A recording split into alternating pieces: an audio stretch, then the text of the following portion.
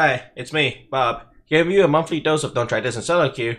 This is the first video of a 12-episode series. Now armed with your GameStop shop, a New Year's resolution, dual 3090s, and a La Macho Mundo skin, you will be able to blow your double penetrating load on the enemy in no time. The perfect Valentine's Day activity. At the current state of the game, Botlane is kind of getting a bit stale, with only Jin and Kaisa being the two ADCs that you can pick without getting reported in Champion Select for on-skill play or griefing. Then reported again after the game for a 14-day lifetime suspension. So logically, this build will be designed for bot lane. As one should know, when you're playing bot lane, you must take cleanse and flash. Even if the enemy has no real crowd control, you should still take cleanse, simply because the pros are doing it.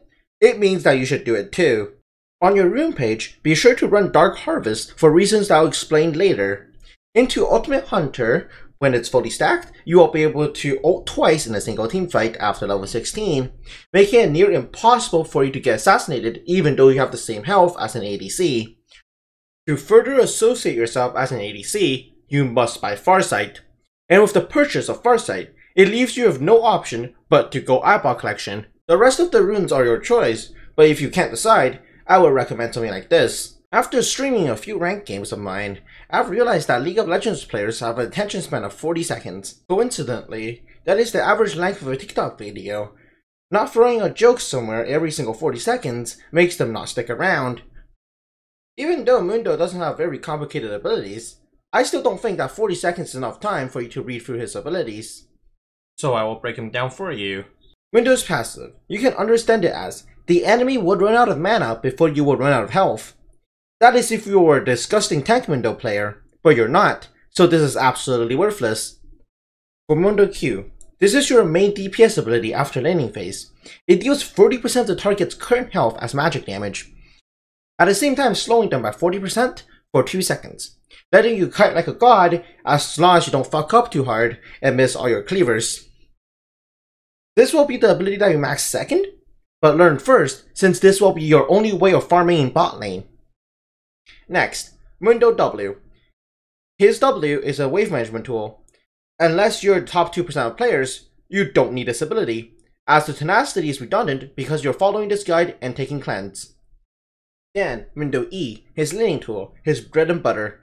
Get his E to rank 3 by level 5 via skipping W altogether for a free 120 bonus AD.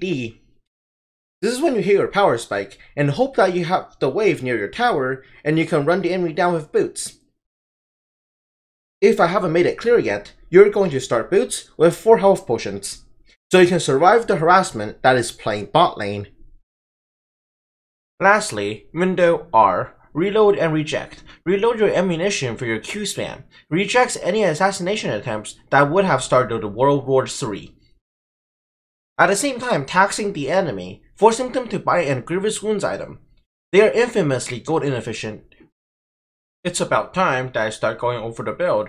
On your first back, you want to pick up a Phage, so you can stay a bit more healthy in lane. Then build it into a Divine Sunderer. As for every single complete item, will now give you 5% armor pen and 5% magic penetration. And the stats of this item is actually decent, plus the Spellblade effect giving you extra damage and healing you. Next is Lord Dominic's Regards. This item will serve 2 purposes. 1. Just to make sure that their affection to you is certain and that they will die for you. 2. That there will be nothing between their pussy and your cock. Then get either Boots of Lucidity or Sorcerer's Shoes. If you go Boots of Lucidity, you're bad at landing Qs. If you went with Sorcerer's Shoes, you will make every single Q count. By the slim chance that you have to buy your 3rd item, you should be level 13 and have your Q maxed.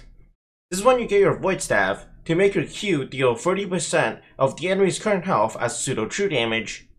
The reason I call it pseudo true damage is because it still shows up as magic damage, even though it ignores 90% of the enemy's magic resistance.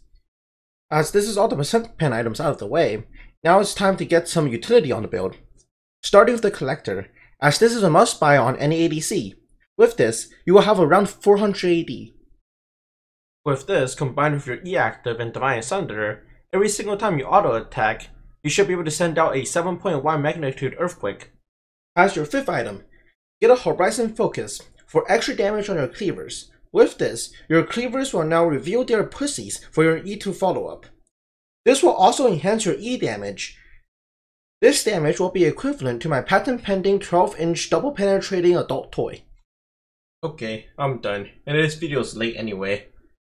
Have a nice Valentine's Day.